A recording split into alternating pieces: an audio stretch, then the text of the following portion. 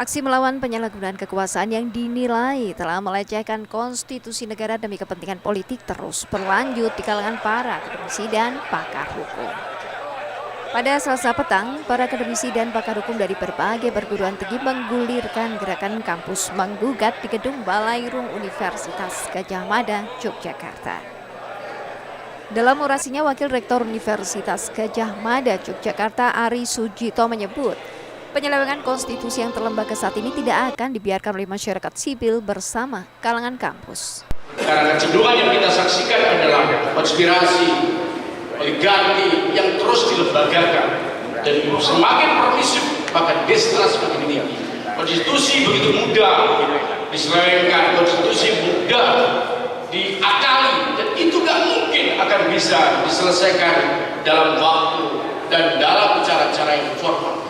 Butuhkan kerja-kerja kolektif, tentu saja masyarakat sipil tertangkap untuk itu. Perguruan tinggi, kampus, mahasiswa yang di dalamnya, para dosen dengan intelektual yang dimiliki, tentu tidak mungkin ini akan membiarkan.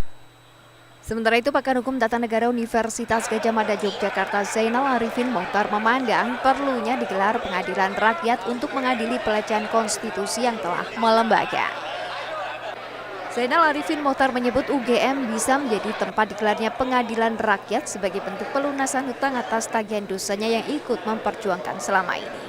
Saya kira salah satu tawaran, dan saya minta bisakah nanti ini dilakukan di UGM, adalah kita akan membuat yang namanya pengadilan rakyat. Pengadilan rakyat ini menjadi berpikir bahwa ketika lembaga negara tidak serius mengadili, tidak serius menjatuhkan sanksi, tidak serius melakukan penghukuman, rakyat harus mengambil itu dan melakukan pengadilan rakyat. Kita punya banyak contoh di negara lain. Ada puluhan negara yang sudah pernah melakukan pengadilan rakyat. Mari, ya, mungkinkah pengadilan rakyat kita lakukan? Mungkinkah UGM akan memfasilitasi pengadilan rakyat itu? Saya kira ini akan harus, dan inilah yang akan membuat UGM melunasi tagihan sekian lama dari perjuangan yang harus dilakukan. Orasi yang tak kalah lantang juga disuarakan oleh mantan Ketua Komisi Pemberantasan Korupsi Bushro Mukhodas.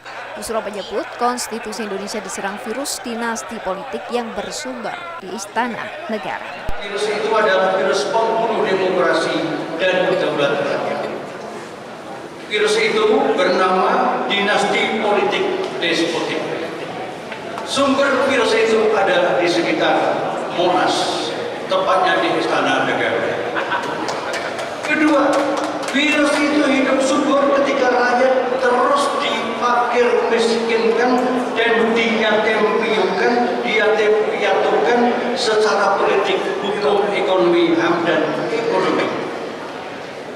Ketiga, proses politik selama pemilu yang kemarin ini membuktikan bahwa ada fakta telanjang bahwa rasa malu dan kandas pada elit politik istana.